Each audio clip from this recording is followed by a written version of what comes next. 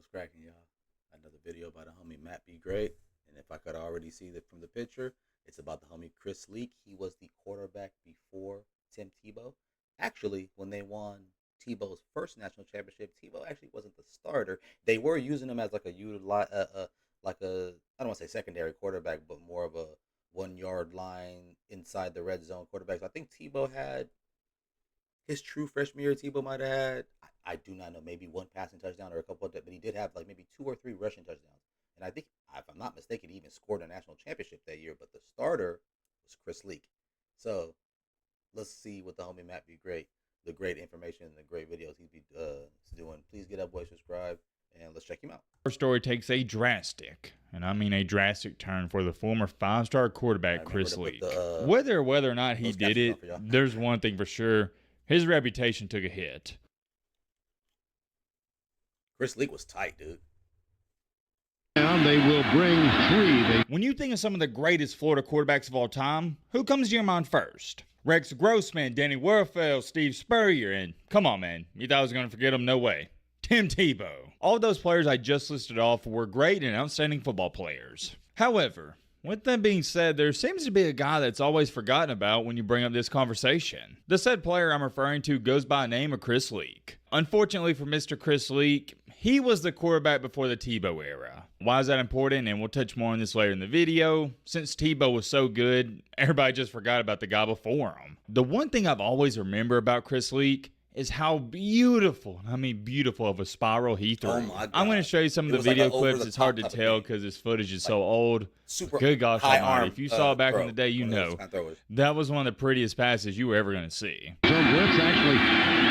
Leak got a man in position for Florida. Here's Leak. Chris Leak led Florida to a national championship, and here's one of those beautiful passes in the BCS championship. Perfect on his first 6 throw. Position on your left. So number one, led his team to a national championship. You can't be a slouch of a quarterback and do that. Number two, like I've harped on a lot already, and I've shown you, he was a good passer. And last but not least, number 3, I haven't even shared this with you.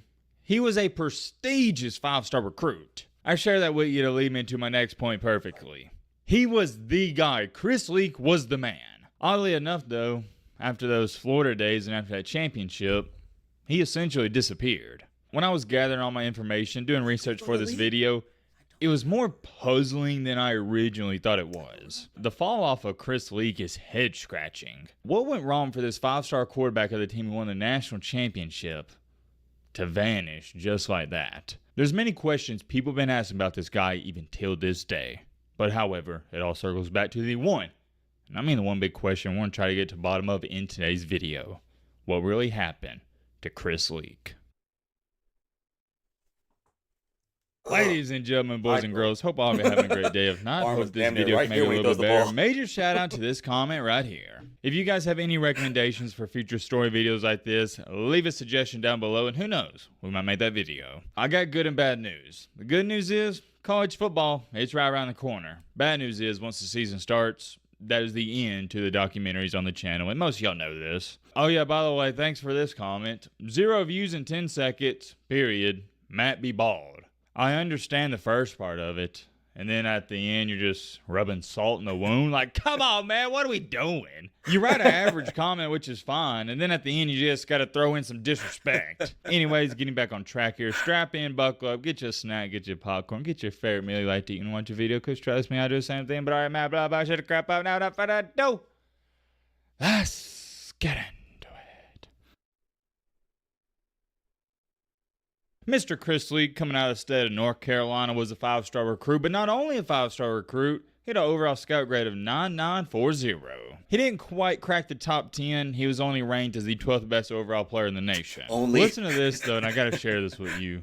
In high school, he had 15,593 passing yards. Yeah, that's insane, and I wonder where that ranks all time in high school football history. It's got to be up there somewhere in the top 10. And if that wasn't enough for you, listen to this. Hit 185 touchdown passes. That isn't just ridiculous. That is redonkulous. There's not even a word to describe it. He was one of the most sought after quarterback recruits coming out of high school, and long story short, he commits and signs with Florida. He arrives on a campus in the year 2003, and as a true freshman, he's playing immediately. In that first season, he completed roughly 59% of his passes, had 2,400 passing yards with 16 passing touchdowns to 11 INTs. I wouldn't say that's good, but I also wouldn't say it's bad. It was okay. Heading into his second season, which was 2004, this is when everybody was like, all right, you got 1 year under your belt. It's time for you to go out there and ball out. I'm curious. Let me know in the comment section if you remember that 04 season. How do you think Chris Leak played? Would you say he balled out? Would you say it was slightly above average or just average? Let me know. I'll show you with the numbers. He jumped up his completion percentage 0.2, so you can round that up to 60. Had right at 3,200 passing yards with 29 touchdowns, which was a lot back then, and 12 INTs. So his interceptions stayed relatively the same, and the touchdowns, passing touchdowns, went up by 13. So that's good. As far as it goes for the Florida football team itself, didn't have a great year. They finished 7-5. His junior year in 2005, he took really good care of the football. Bumped up his completion percentage to 63, had 2,600 passing yards with 20 touchdowns, which is a decrease, but you'll also notice this, had only 6 INTs. That was good enough to lead Florida to a 9-3 record that year. They beat Iowa in the bowl game, and heading into 2006, this is when everyone knew you got Chris Leak coming back for his senior year. Florida could be something special. And special they were. They started out the year on a 6-game winning streak, and they're just cruising and bruising past everybody. Yeah, well, that is outside of Tennessee, in which they won a nail-biter by 1 point. On October 14th in 2006, this is when they had to travel to no other than Auburn, Alabama. Let's just say that Leak didn't put on his best performance. 9 for 17, buck 08 through the air, 1 touchdown, 1 INT. Auburn wins by double digits. And at the time, although you didn't write off Florida, you were telling yourself, well, I guess they just don't have it to get it done this year. Even after the game, they weren't super impressive over Georgia, 1 by 7. They weren't super impressive over Vanderbilt, 1 by 6, and they beat South Carolina by 1. So you're sitting there going, well, is this really a national championship contending team? They weren't dominating teams, but they were winning games, and sometimes that's all you got to do. Beat the Seminoles by 7 points and had a really good top 10 win over Arkansas. Get into the BCS championship, in which they destroy the little bro, Ohio State, 41-14. Yes. Chris Leak had a phenomenal performance against Ohio State. He had a quarterback rating of 91. 25 for 36, 200 yards, 1 touchdown, 0 INTs. Couldn't ask much more out of your quarterback. After his season ends, he declares for the NFL draft, but teams were not interested in him, not even to the slightest. Believe it or not, in the 2007 NFL draft, he went undrafted. Nobody gave him a shot. Little green eyes. Caught some people by surprise because, sure, he didn't have the best measurables. He wasn't your stereotypical NFL quarterback, 6'5", 230 pounds. But the dude was a proven winner, and he could play. The Chicago Bears did wind up signing him as a free agent that summer. Played with him in preseason. You could say they weren't too fond of him because they caught him right when the 2007 season was beginning in September. Following that, he wound up having a tryout with the Chiefs. Nothing came out of that. He tried joining the AAFL, not the AFL, but the AAFL, and then the league. There was some huge problem where they didn't have enough capital, and he never even played with them. After that big mess, in the summer of 2008, this is when he signed with the Hamilton Tiger Cats out of the CFL, which is the Canadian Football League, and we've talked about them a lot on this channel. That's normally where all these forgotten college football stars go. They either go to the CFL or the Arena Football League, the AFL, something like that. Some people did have some high hopes for him, but in the CFL, he was nothing more than a backup quarterback. He played a couple of times when the starters got hurt, but outside of that, there's not too much to say. After that 3-year stint in the Canadian Football League, he then joined, like we just talked about, the AFL, which is the Arena Football League. He signed with the Jacksonville Sharks, and in his only game with them, he had 200 passing yards and 5 touchdowns. I get it, it's not the stiffest competition, but it goes to prove he still had some juice left in the tank. Or would it be gas left in the tank?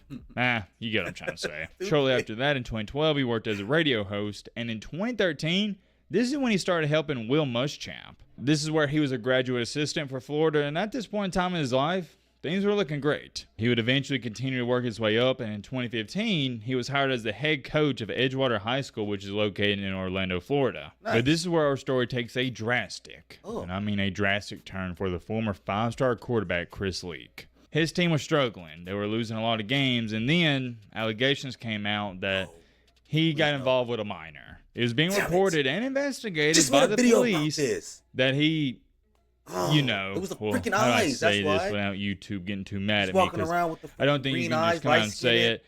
He, driving those okay, Mexicans we'll do crazy. this. Okay, whatever. If YouTube And gets white mad girls. at me, they get mad at me. This video is for educational, informational purposes only. Chris Leak I'm mad. sexually assaulted a 16-year-old girl. Reportedly, right? And allegedly. As this investigation was going on, he announced his resignation from the team. Weirdly and strangely enough, Damn. the victim in this situation didn't press charges and called off everything. From everything I she was probably read, there were no infatuated ifs, ands, or buts about it.